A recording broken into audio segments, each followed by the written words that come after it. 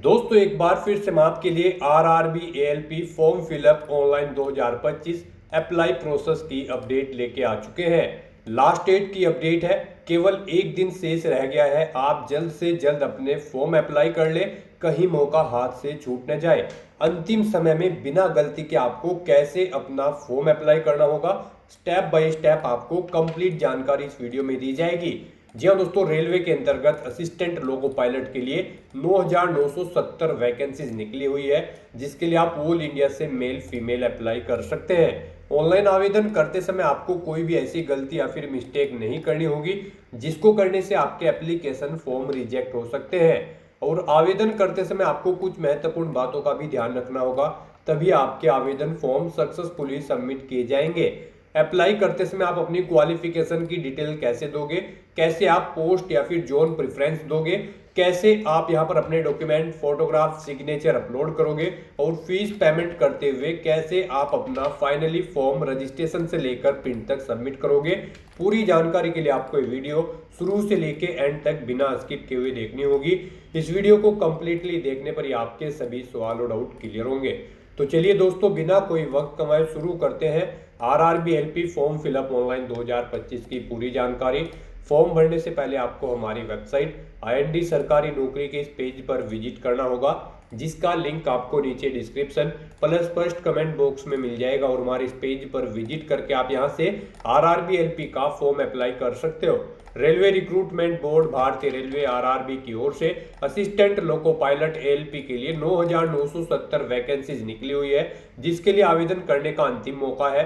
केवल एक दिन शेष रह गया है, आप जल्द से जल्द अपने फॉर्म अप्लाई कर ले। लास्ट डेट अप्लाई ऑनलाइन करने की 19 मई 2025 है। यहाँ पर बात अगर सैलरी डिटेल की जाए तो 19,900 से 63,200 है प्रति माह के लिए। यहाँ पर 10वीं पास आईटीआई से आप अप्लाई कर सकते हो। 18 से 30 वर्ष आयु सीमा है। जनरल ओबीसी डब्ल्यूएस के लिए 500 रुपये फीस है, इसमें 400 रिफंड की जाएगी। SC/ST पीडब्ल्यूडी फीमेल के लिए 250 है, जो कि टोटल रिफंडेबल है। ऑनलाइन आप पेमेंट करोगे। सीबीटी कंप्यूटर बेस्ड टेस्ट के आधार पर चयन किया जाएगा। ऑनलाइन तरीके से आपको फॉर्म फिल कर लेना होगा। ऑल ओवर इंडिया से आप अप्लाई कर सकते हो। rrbapply.gov.in ये इसकी ऑफिशियल वेबसाइट है, जिससे आपको फॉर्म अप्लाई कर लेना होगा। इंपोर्टेंट लिंक सेक्शन में डेट एक्सटेंडेड नोटिस लिंक पर क्लिक करके आप जो डेट बढ़ी थी वो चेकआउट कर सकते हो। 19 मई तक आप फॉर्म अप्लाई कर सकते हो। ऑफिशियल नोटिफिकेशन पीडीएफ लिंक पर क्लिक करके आप इसकी ऑफिशियल नोटिफिकेशन की पीडीएफ डाउनलोड कर सकते हो। इसमें आपको कंप्लीट आवेदन की प्रक्रिया दे दी गई है, साथ ही साथ eligibility criteria, exam pattern, syllabus, साथ ही साथ एग्जाम सेंटर की डिटेल और यहाँ पर जोन वाइज वैकेंसीज भी आपको दी गई है। तो अप्लाई करने से पहले आपको ये ऑफिशियल एडवर्टाइजमेंट की पीडीएफ पूरा पढ़ना अनिवार्य है। इसको पूरा पढ़ने से आपके सभी सवाल और डाउट क्लियर होंगे। पीडीएफ रीड आउट करने के बाद में आपको अप्लाई ऑनलाइन लिंक पर क्लिक करना होगा, तो आपके सामने इसका ऑनलाइन आवेदन करने का ये ऑफिशियल पोर्टल ओपन हो जाएगा। गाइस, यहाँ पर आपको डाउनलोड फॉर्मेट्स का ऑप्शन दिया गया है। यहाँ पर आपको CN 1/2025 के इस ऑप्शन पर अपना कर्सर लाना है। और यहाँ पर अगर आपको कास्ट सर्टिफिकेट या फिर इनकम सर्टिफिकेट की जरूरत है तो उनके फॉर्मेट आप यहाँ से डाउनलोड कर सकते हो।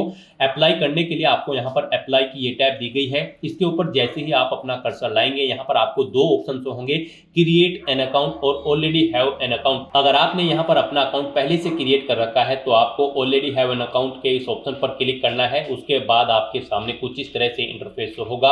यहाँ पर आपके पास दो ऑप्शन है लॉगिन करने के, लॉगिन विद आधार और लॉगिन विद आरआरबी अकाउंट। आप इनमें से किसी भी ऑप्शन का यूज करते हुए अपने अकाउंट में लॉगिन कर लें और वहां से आप अपना फॉर्म अप्लाई कर लें। और अगर आप इस भर्ती के लिए या फिर आरआरबी की किसी भी भर्ती के लिए 2024 से आप फर्स्ट टाइम अप्लाई करने जा रहे हो तो सबसे पहले यहाँ पर आपको अपना अकाउंट क्रिएट करना होगा। उसके लिए आपको क्रिएट एन अकाउंट के इस ऑप्शन पर क्लिक करना है। उसके बाद आपके सामने यहाँ पर कुछ इस तरह से इंटरफेस होगा। यहाँ पर आपके सामने ये पॉपअप होगा। इसमें आपसे कहा गया है अगर आपने 2024 या उसके बाद अपना रजिस्ट्रेशन यहाँ पर कर रखा है आरआरबी के इस पोर्टल पर, तो आपको दोबारा से रजिस्ट्रेशन की जरूरत नहीं है। आप अपना यूजर आईडी और पासवर्ड यूज करते हुए लॉगिन करें और अपना फॉर्म अप्लाई कर लें। और अगर आपने 2024 या 25 में रजिस्ट्रेशन नहीं किया है आरआरबी के इस पोर्टल पर, तो यहाँ पर आपको सबसे पहले अपना रजिस्ट्रेशन करना होगा और उसके बाद आपको अपना फॉर्म अप्लाई करना है। तो यहाँ पर आकर आपको ओके के इस ऑप्शन पर क्लिक करना है। फिर यहाँ पर आकर आपको अपनी नेशनलिटी सिलेक्ट कर लेनी है। उसके बाद यहाँ पर आपको अपना कंप्लीट नाम यहाँ पर एंटर करना है। 10वीं की मार्कशीट के अकॉर्डिंग आपका नाम होना चाहिए। फिर उसी नाम को आपको यहाँ पर रिटाइप कर देना है। उसके बाद आपसे पूछा गया है कि क्या आपने कभी अपना नाम चेंज किया है, अगर किया है तो यस ऑप्शन सेलेक्ट करें और फिर आप I understand and I agree के इस ऑप्शन पर क्लिक करें और फिर जो नाम आपने चेंज किया है वो चेंज नेम यहाँ पर आप एंटर करें, उसे रिटाइप करें। और अगर आपने कभी अपना नाम चेंज नहीं किया है तो यहाँ पर आपको नो ऑप्शन सेलेक्ट कर लेना है। उसके बाद यहाँ पर आपको अपनी डेट ऑफ बर्थ सेलेक्ट करनी है। ये डेट ऑफ बर्थ आपको 10वीं की मार्कशीट के अकॉर्डिंग सेलेक्ट करनी है। फिर उसे यहाँ पर आपको टाइप करना है DDMMYY फॉर्मेट में, यानी कि आपको अपनी डेट ऑफ बर्थ यहाँ पर रिटाइप कर देनी है। उसके बाद यहाँ पर आपको अपना जेंडर सेलेक्ट करना है। फिर यहाँ पर आपको अपना जेंडर भी दोबारा से एक बार फिर सिलेक्ट करना होगा। उसके बाद यहाँ पर आपको अपने फादर का नाम एंटर करना है, उसे रिटाइप करना है। मदर का नाम एंटर करना है, उसे भी रिटाइप कर देना है।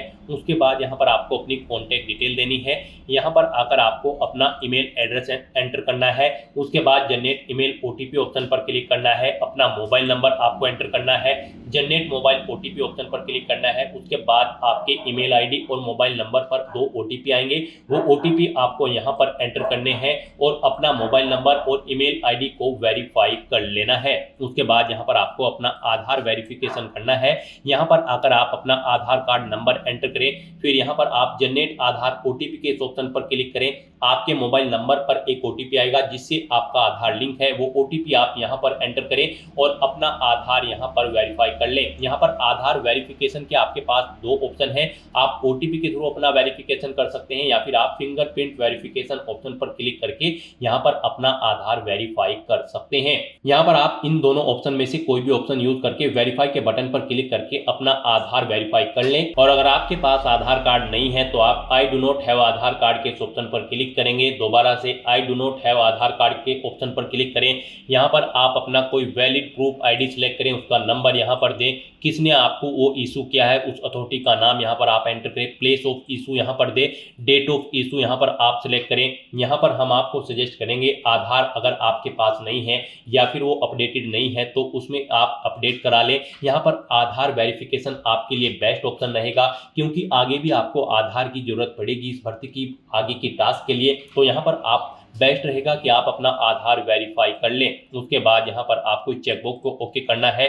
फिर यहाँ पर आपको अपना पासवर्ड क्रिएट करना है। पासवर्ड यहाँ पर आप कोशिश करें कि आपका पासवर्ड अल्फा न्यूमेरिक फॉर्मेट में हो, मींस आपके पासवर्ड में कम से कम एक अपर केस कैरेक्टर, एक लोअर केस कैरेक्टर, एक इंटीजर नंबर और एक स्पेशल कैरेक्टर जैसे कि @ या फिर डॉलर होना चाहिए। तो इस फॉर्मेट में यहाँ पर आपको अपना पासवर्ड रेडी कर लेना है। वही पासवर्ड आपको कंफर्म पासवर्ड फील्ड में एंटर करना है। इस कैप्चा कोड के इस चेकबॉक्स को ओके करना है और फिर गाइस यहाँ पर आपको preview and create an account के इस ऑप्शन पर क्लिक कर देना है। यहाँ पर इस ऑप्शन पर क्लिक करते ही आपकी जो डिटेल्स आपने फिल की होगी यहाँ पर रजिस्ट्रेशन की, उनका पूरा प्रीव्यू आपको शो होगा। उन्हें आपको केयरफुली चेकआउट करना है। अगर कोई मिस्टेक होगी तो आप एडिट कर लेंगे, नहीं तो आपको अपना रजिस्ट्रेशन कंप्लीट कर लेना है। आपका रजिस्ट्रेशन सक्सेसफुली कंप्लीट होने के बाद आपको RRB के ऑफिशियल पोर्टल पर रिडायरेक्ट कर दिया जाएगा। यहाँ पर आकर आपको दोबारा से अप्लाई के इस ऑप्शन पर क्लिक करना है। फिर यहाँ पर आपको ऑलरेडी हैव एन अकाउंट के इस ऑप्शन पर क्लिक करना है या फिर आपके सामने डायरेक्टली यही इंटरफेस शो होगा। फिर यहाँ पर आने के बाद आपको लॉगिन विद आधार या फिर लॉगिन विद RRB अकाउंट, इन दोनों ऑप्शन में से कोई भी ऑप्शन का यूज करते हुए आपको अपने डैशबोर्ड में लॉगिन करना है। गाइड यहाँ पर अगर आप login with Aadhaar option select करते हैं तो फिर यहाँ पर आपको अपना आधार नंबर एंटर करना है। उसके बाद आपको जनरेट आधार OTP के ऑप्शन पर क्लिक करना है। एक OTP आपके मोबाइल नंबर पर आएगा जिससे आपका आधार लिंक है, वो OTP आपको यहाँ पर एंटर करना है। I am not a robot इस चेकबॉक्स को ओके करना है और फिर आपको यहाँ पर लॉगिन के इस ऑप्शन पर क्लिक करके अपने डैशबोर्ड में लॉगिन कर लेना है और फिर वहां से आपको अपना फॉर्म अप्लाई करना है। और अगर आप login with RRB account option select करते हैं तो आपके सामने फिर यहाँ पर कुछ इस तरह से इंटरफेस होगा। यहाँ पर आने के बाद अब आपको अपना मोबाइल नंबर या फिर ईमेल एड्रेस एंटर करना है, अपना पासवर्ड आपको एंटर करना है। I am not a robot आपको इस चेकबॉक्स को ओके करना है और फिर यहाँ पर आपको कैप्चा कोड के अकॉर्डिंग आपको इमेज सेलेक्ट कर लेनी है और फिर गाइस यहाँ पर आपको लॉगिन के इस ऑप्शन पर क्लिक करके अपने डैशबोर्ड में लॉगिन कर लेना है। जैसे ही आप लॉगिन के ऑप्शन पर क्लिक करेंगे आपके सामने कुछ इस तरह से इंटरफेस होगा। यहाँ पर अब आपको 2 फैक्टर ऑथेंटिकेशन मोड कंप्लीट करना है। यहाँ पर आप सेंड OTP टू ईमेल, आप इस ऑप्शन पर क्लिक करें। आपकी ईमेल ID पर एक OTP जाएगा, वो OTP आप यहाँ पर एंटर करें या फिर आप सेंड OTP टू फोन के ऑप्शन पर क्लिक करें। फिर आपके मोबाइल नंबर पर एक OTP जाएगा, वो OTP आपको यहाँ पर एंटर करना है और फिर गाइज आपको लॉगिन के इस ऑप्शन पर क्लिक करके अपने डैशबोर्ड में लॉगिन कर लेना है। लॉगिन करने के बाद आपके सामने आपका डैशबोर्ड कुछ इस तरह से शो होगा। यहाँ पर आपको टॉप पर ही 4 ऑप्शन दिए गए हैं। सबसे पहले यहाँ पर आपको कुछ जनरल इंस्ट्रक्शन दिए गए हैं। आपको फॉर्म अप्लाई करने से पहले इन्हें केयरफुली रीड कर लेना है। यहाँ पर ऑनलाइन एप्लीकेशन का ऑप्शन है, एप्लीकेशन हिस्ट्री है। यहाँ पर जब आप फॉर्म अप्लाई कर लोगे तो फिर आप इस ऑप्शन में जाकर चेकआउट कर पाओगे आप अपना एप्लीकेशन फॉर्म सक्सेसफुली सबमिट कर चुके हो या फिर नहीं। और मॉडिफाई रजिस्ट्रेशन डिटेल आपको ये ऑप्शन दिया गया है, इस पर क्लिक करके यहाँ पर आप अगर आपके रजिस्ट्रेशन में मॉडिफाई करना चाहते हैं तो आप मॉडिफाई कर सकते हैं। यहाँ पर ये ऑप्शन आपका 18 अप्रैल 2025 के बाद एक्टिव होगा। आप इस ऑप्शन का यूज करते हुए अगर आपने रजिस्ट्रेशन में चेंज आउट करना चाहते हैं तो आप चेंज कर सकते हैं। तो यहाँ पर बस अब अगर आपका रजिस्ट्रेशन ओके है तो आपको अपना ऑनलाइन फॉर्म फिल करना है। उसके लिए आपको ऑनलाइन एप्लीकेशन के इस ऑप्शन पर क्लिक करना है या फिर जनरल इंस्ट्रक्शन के यहाँ पर आपको ऑनलाइन एप्लीकेशन के इस ऑप्शन पर क्लिक करना है। नेक्स्ट आपके सामने कुछ इस तरह से इंटरफेस शो होगा। यहाँ पर आपको RRB असिस्टेंट लोको पायलट का ये सेक्शन दे दिया गया है। यहाँ पर CN नंबर 1/2025 में सबसे पहले आपको बोर्ड का नाम सेलेक्ट करना है जिस बोर्ड के लिए आप अप्लाई करना चाहते हैं। आप अपनी चॉइस के अकॉर्डिंग कोई भी बोर्ड यहाँ पर सिलेक्ट करें, इस चेकबॉक्स को ओके करें, यानी कि आपको RRB RRC की किसी भी भर्ती एग्जाम में बैठने से नहीं रोका गया है, तो आपको इस चेकबॉक्स को ओके कर देना है। और उसके बाद गाइस यहाँ पर आपको नेक्स्ट के इस ऑप्शन पर क्लिक करना है। नेक्स्ट आपके सामने कुछ इस तरह से इंटरफेस होगा। यहाँ पर आपकी कुछ डिटेल ऑटोमेटिकली फेच कर ली गई है आपके रजिस्ट्रेशन से। यहाँ पर बस अब आपको सबसे पहले अपना मैरिटल स्टेटस देना है, उसके बाद आपको अपना रिलीजन सेलेक्ट करना है, अपनी मातृभाषा यहाँ पर आपको सिलेक्ट कर लेनी है। फिर यहाँ पर आपको choice of language for examination, जिस लैंग्वेज में आप अपना एग्जाम चाहते हैं वो लैंग्वेज यहाँ पर आपको सिलेक्ट करनी है। फिर यहाँ पर आपकी बॉडी पर कोई कट या तिल का निशान है तो उस पैलेस का नाम यहाँ पर आपको एंटर कर देना है। 2 पैलेस के नाम यहाँ पर आपको एंटर करने हैं, नहीं है तो यहाँ पर आप नो मार्क एंटर कर देंगे। उसके बाद यहाँ पर आपको अपनी कम्युनिटी सेलेक्ट कर लेनी है। उसके बाद यहाँ पर अगर आप रिजर्व कैटेगरी से बिलोंग करते हो तो यहाँ पर आपको अपनी कास्ट का नाम देना है, कम्युनिटी सर्टिफिकेट नंबर देना है। कम्युनिटी सर्टिफिकेट आपको किस अथॉरिटी ने इशू किया है, collector, city magistrate, deputy collector, आप अपने अकॉर्डिंग यहाँ पर ऑप्शन सेलेक्ट करें। उसके बाद इशूइंग स्टेट यहाँ पर आप सिलेक्ट करें। उसके बाद यहाँ पर आपका जो सर्टिफिकेट है वो कब आपको इशू हुआ है वो डेट आपको सिलेक्ट कर लेनी है। फिर यहाँ पर आपसे पूछा गया है कि क्या आप फ्री ट्रैवल पास चाहते हैं रेलवे का, अगर चाहते हैं तो यस करें। और फिर यहाँ पर आप अपने नियरेस्ट रेलवे स्टेशन का नाम एंटर करें और फिर यहाँ पर आप अपना वैलिड कास्ट सर्टिफिकेट अपलोड कर दें। आपका सर्टिफिकेट यहाँ पर 400 KB से कम होना चाहिए, PDF फॉर्मेट में होना चाहिए। आपको अपलोड डॉक्यूमेंट के ऑप्शन पर क्लिक करना है, फाइल को सिलेक्ट कर लेना है और अपना कास्ट सर्टिफिकेट यहाँ पर आपको अपलोड कर देना है। और अगर आप यहाँ पर अनरिजर्व कैटेगरी से आते हैं तो फिर आगे के ऑप्शन आपको डिसेबल्ड कर दिए जाएंगे। उसके बाद यहाँ पर आपको अपना प्रेजेंट एड्रेस एंटर करना है, फिर आपको अपना परमानेंट एड्रेस एंटर करना है। और अगर आपका परमानेंट एड्रेस आपके प्रेजेंट एड्रेस के अकॉर्डिंग सेम है तो आप इस चेकबॉक्स को ओके कर दें। ऑटोमेटिकली आपका परमानेंट एड्रेस आपके प्रेजेंट एड्रेस के अकॉर्डिंग फिल हो जाएगा। उसके बाद गाइस यहाँ पर आपको सेव के इस ऑप्शन पर क्लिक करके अपनी डिटेल सेव कर देनी है और फिर आपको नेक्स्ट के इस ऑप्शन पर क्लिक करना है।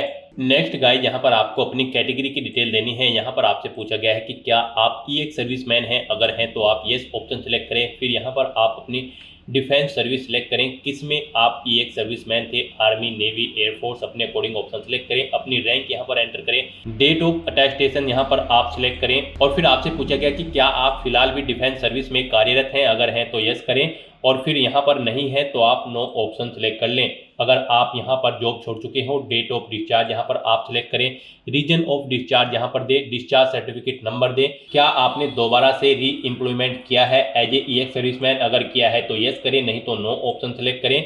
और गाइज अगर आप EX सर्विसमैन नहीं हो तो यहाँ पर आपको नो ऑप्शन सेलेक्ट करना है, आगे की डिटेल आपको डिसेबल्ड कर दी जाएगी। फिर यहाँ पर आपसे पूछा गया कि क्या आप EBC सर्टिफिकेट होल्डर कैंडिडेट हैं, अगर हैं तो आप यस करें और फिर I understand and I agree के इस ऑप्शन पर क्लिक करें। फिर यहाँ पर आपसे पूछा गया है कि do you wish to avoid fee concession, अगर आप फीस में कंसेशन चाहते हैं तो यस ऑप्शन सेलेक्ट करें। फिर अपना सर्टिफिकेट नंबर दें, इश्यूइंग अथॉरिटी यहाँ पर आप सेलेक्ट करें, कब आपको ये सर्टिफिकेट इशू हुआ है वो डेट आप सेलेक्ट कर लें।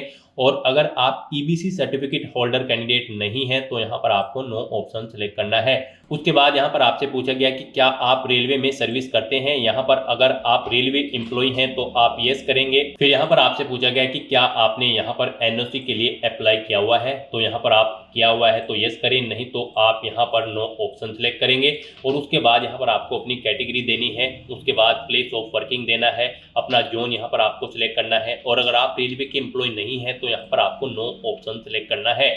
उसके बाद यहाँ पर आपको पूछा गया कि क्या आप करंट में कहीं पर एम्प्लॉय हैं, अगर हैं तो यहाँ पर आप ऑप्शन सेलेक्ट करें। आप सेंट्रल गवर्नमेंट में एम्प्लॉय हैं, स्टेट में या फिर किसी पब्लिक सेक्टर में, तो यहाँ पर आप अपने अकॉर्डिंग ऑप्शन सेलेक्ट करें और फिर यहाँ पर आप उसकी डिटेल दें। जैसे कि अगर आप स्टेट गवर्नमेंट में एम्प्लॉय हैं तो नेम ऑफ ऑर्गेनाइजेशन, किस डेट से आपने जॉब स्टार्ट की है और क्या फिलहाल भी आप वर्क कर रहे हैं, यहाँ पर आपको ये डिटेल्स प्रोवाइड करानी है।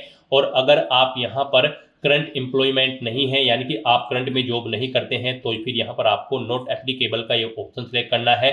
उसके बाद आपको इस पेज को नीचे स्क्रॉल डाउन करना है। नेक्स्ट यहाँ पर आपसे पूछा गया कि क्या आपने अपना एसीटी अप्रेंटिस का कोर्स कंप्लीट किया हुआ है। अगर किया हुआ है तो यहाँ पर आप यस ऑप्शन सेलेक्ट करें। फिर आप अपनी ट्रेड का नाम सेलेक्ट करें, किस ट्रेड में आपने कोर्स कंप्लीट किया है, कब से आपने ट्रेनिंग स्टार्ट की थी वो डेट सेलेक्ट करें, कब कंप्लीट हुई है वो डेट आप सेलेक्ट करें। फिर यहाँ पर आपका रिजल्ट डिक्लेयर हो चुका है या फिर नहीं, आपको येस या नो ऑप्शन सेलेक्ट करना है। और अगर गाइज यहाँ पर आप अपना एसीटी अप्रेंटिस का कोर्स कंप्लीट नहीं किए हो तो यहाँ पर आपको नो ऑप्शन सेलेक्ट करना है। फिर आपको ये डिटेल देनी नहीं होगी। उसके बाद यहाँ पर आपको अपनी बैंक की डिटेल देनी है। यहाँ पर आप अकाउंट होल्डर का नाम एंटर करें। फिर यहाँ पर आकर आपको अपने बैंक अकाउंट का नंबर एंटर करना है, उसे यहाँ पर आपको दोबारा से एंटर करके कंफर्म कर लेना है। फिर आपको अपने बैंक का आईएफएससी कोड देना है, कंफर्म के ऑप्शन पर क्लिक करना है। आपके बैंक का नाम और आपको आपके बैंक का एड्रेस यहाँ पर आपके आईएफएससी कोड के अकॉर्डिंग शो हो जाएगा। इस तरह से अपनी डिटेल यहाँ पर फिल करने के बाद फिर गाइज आपको सेव के इस ऑप्शन पर क्लिक करके अपनी डिटेल सेव कर देनी है और फिर आपको नेक्स्ट के इस ऑप्शन पर क्लिक कर देना है। नेक्स्ट यहाँ पर आपको अपनी एजुकेशनल क्वालिफिकेशन की डिटेल देनी है। यहाँ पर आरआरबी असिस्टेंट लोको पायलट की इस भर्ती में पार्टिसिपेट करने के लिए आपका 10वीं क्लास पास आउट होना जरूरी है, प्लस आपके पास आईटीआई का सर्टिफिकेट भी होना जरूरी है किसी रिलेवेंट ट्रेड के अंतर्गत। तो यहाँ पर अब आपको सबसे पहले आकर आपको अपनी एडिट के इस ऑप्शन पर क्लिक करना है। उसके बाद यहाँ पर आपको अपनी 10वीं क्लास की डिटेल प्रोवाइड करनी है। यहाँ पर आपको सबसे पहले स्टेट सेलेक्ट करना है, किस स्टेट से आपने अपनी 10वीं क्लास पास आउट की है। फिर आपको अपना डिस्ट्रिक्ट सेलेक्ट करना है। फिर आपको बोर्ड का नाम यहाँ पर देना है, किस बोर्ड से आपने अपनी 10वीं क्लास पास आउट की है। फिर आपको पासिंग डेट यहाँ पर सिलेक्ट करनी है, किस डेट को आपने अपनी 10वीं क्लास पास आउट की है। 10वीं का रोल नंबर यहाँ पर आपको एंटर करना है। अपनी 10वीं क्लास का यहाँ पर आपको सर्टिफिकेट का सीरियल नंबर एंटर कर देना है और फिर आपको अपडेट के इस ऑप्शन पर क्लिक करके अपनी ये डिटेल यहाँ पर अपडेट कर देनी है। यहाँ पर आपको ये डिटेल ऑटोमेटिकली फिर मिल जाएगी। अगर आपने आरआरबी में 2024 या 25 की किसी भर्ती में पहले भी अप्लाई किया हुआ है, नहीं मिलेगी तो फिर यहाँ पर आपको मैन्युअली ये डिटेल्स एंटर कर देनी है और अपडेट के ऑप्शन पर क्लिक करके अपनी डिटेल सेव कर देनी है।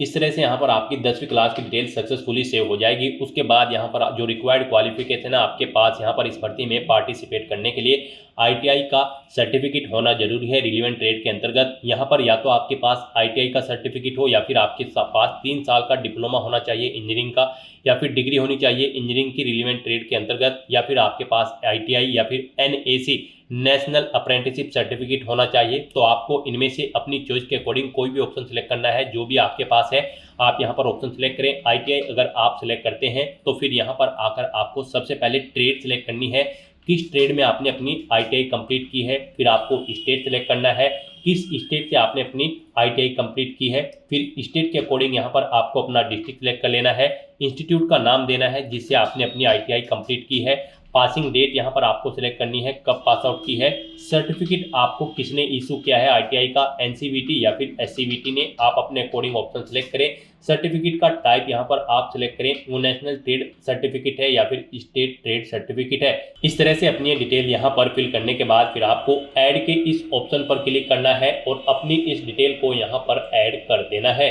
इस तरह से यहाँ पर आपकी आईटीआई की डिटेल भी ऐड हो जाएगी। उसके बाद अगर आपके पास 3 साल का डिप्लोमा है इंजीनियरिंग का या फिर डिग्री है इंजीनियरिंग की या फिर एनएसी सर्टिफिकेट है, तो आप अपने अकॉर्डिंग यहाँ पर ऑप्शन सेलेक्ट करके उसकी डिटेल भी सेम ऐसे ही यहाँ पर प्रोवाइड करा सकते हैं। इस तरह से अपनी क्वालिफिकेशन की डिटेल फिल करने के बाद फिर आपको नेक्स्ट के इस ऑप्शन पर क्लिक करना है। नेक्स्ट यहाँ पर आपको अपना फोटो और सिग्नेचर अपलोड करने हैं। गाइस जैसा कि हमने आपको स्टार्टिंग में ही बताया था कि कौन सी वो कॉमन मिस्टेक है जिसे करने से आपका एप्लीकेशन फॉर्म रिजेक्ट हो सकता है, तो इस सेक्शन में आपको दी गई गाइडलाइंस के अकॉर्डिंग ही अपना फोटो सिग्नेचर अपलोड करने हैं, अदरवाइज आपके एप्लीकेशन फॉर्म के रिजेक्ट होने के चांसेस रहते हैं। यहाँ पर आपके फोटो की जो हाइट होगी वो 320 पिक्सल होनी चाहिए और जो विड्थ होगी वो 240 पिक्सल होनी चाहिए। जेपीजी या फिर जेपीईजी फॉर्मेट में आपका फोटो होना चाहिए। साइज उसका यहाँ पर 100 KB से 150 KB के बीच में होना चाहिए और जो आपके सिग्नेचर होंगे यहाँ पर उनकी हाइट 60 पिक्सल होनी चाहिए और विड्थ 140 पिक्सल। साइज उनका यहाँ पर 30 KB से 49 KB के बीच में होना चाहिए। जेपीजी या फिर जेपीईजी फॉर्मेट में आपके सिग्नेचर होने चाहिए। यहाँ पर आपके फोटो रिजेक्ट होने के कुछ सैंपल आपको दिए गए हैं। यहाँ पर आपको सैंपल ऑफ फ्यू रिजेक्टेबल फोटोज, आपको इस ऑप्शन पर क्लिक करना है। यहाँ पर आपको सैंपल शो कर दिए गए हैं। यहाँ पर आपका फोटो इस तरह से नहीं होना चाहिए। इस फॉर्मेट में यहाँ पर आपका फोटो होना चाहिए।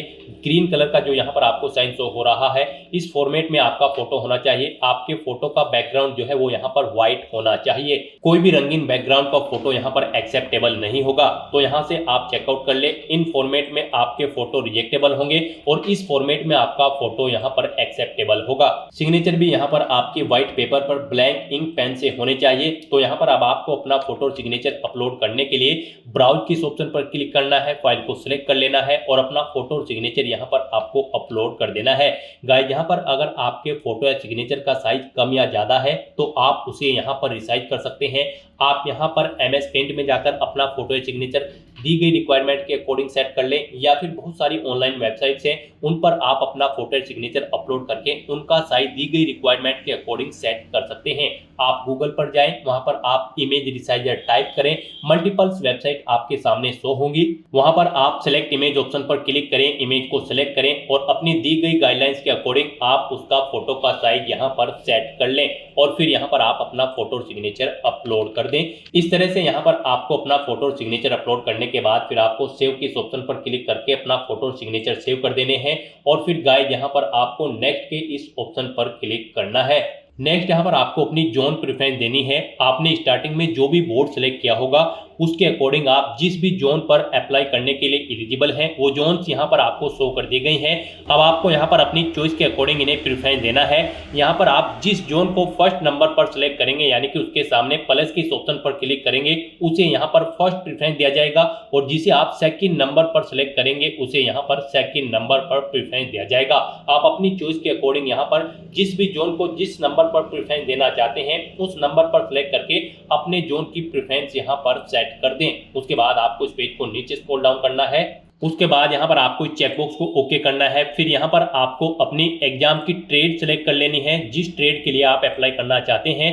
फिर आपको डिक्लेरेशन सेक्शन में आना है, आपको इस चेकबॉक्स को ओके करना है, अपना पैलेस यहाँ पर एंटर करना है और फिर गाइस यहाँ पर आपको सेव के इस ऑप्शन पर क्लिक करके अपनी डिटेल सेव कर देनी है और उसके बाद आपको यहाँ पर प्रीव्यू एप्लीकेशन के इस ऑप्शन पर क्लिक करना है। नेक्स्ट आपको आपके एप्लीकेशन फॉर्म का पूरा प्रीव्यू यहाँ पर शो कर दिया गया है। आपको सभी डिटेल्स केयरफुली चेकआउट करनी है, पेज को नीचे स्क्रॉल डाउन करना है, इस चेकबॉक्स को ओके करना है।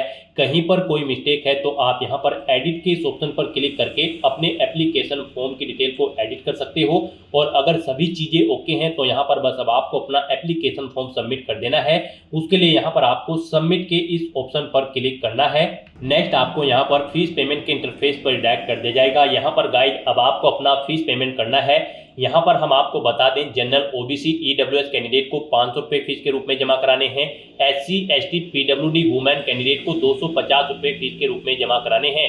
SC ST PWD women candidate को 250 रुपये जो फीस जमा करानी है उनकी पूरी की पूरी फीस यहाँ पर आपको रिफंड कर दी जाएगी और जनरल OBC EWS कैंडिडेट की 500 में से 400 रुपये फीस यहाँ पर आपको रिफंड कर दी जाएगी बाद में। यहाँ पर तो अब आपको अपना फीस पेमेंट करना है। यहाँ पर फीस पेमेंट करने के लिए आपके पास दो ऑप्शन है, आप पे विद SBI ePay या फिर पे विद CSC वॉलेट। आप अपनी चॉइस के अकॉर्डिंग कोई भी ऑप्शन का यूज करते हुए यहाँ पर फीस पेमेंट कर दे।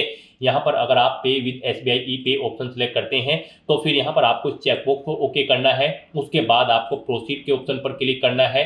नेक्स्ट यहाँ पर आपके सामने फीस पेमेंट का इंटरफेस ओपन हो जाएगा। गाइस यहाँ पर आने के बाद आप debit card, credit card, SBI corporate credit card या फिर इंटरनेट बैंकिंग या फिर UPI के माध्यम से अपना फीस पेमेंट कर सकते हो। UPI यहाँ पर आपके लिए बेस्ट ऑप्शन रहेगा। आप UPI के इस ऑप्शन पर क्लिक करें। अगर आपको अपनी UPI ID पता है तो आप एंटर UPI ID के इस ऑप्शन पर क्लिक करें। यहाँ पर आप अपनी UPI ID एंटर करें और वैलिडेट UPI ID ऑप्शन पर क्लिक करते हुए अपना फीस पेमेंट कर दें। और अगर आप QR कोड के थ्रू फीस पेमेंट करना चाहते हैं तो यहाँ पर आप UPI QR के इस ऑप्शन पर क्लिक करें। फिर आप पे नाउ के इस ऑप्शन पर क्लिक करें। पे नाउ ऑप्शन पर क्लिक करते ही आपके सामने एक QR कोड शो होगा। आप उसे अपने किसी भी UPI से स्कैन करें और अपना फीस पेमेंट कर दें। सक्सेसफुली फीस पेमेंट करने के बाद आपको आपके डैशबोर्ड में डायरेक्ट कर दिया जाएगा।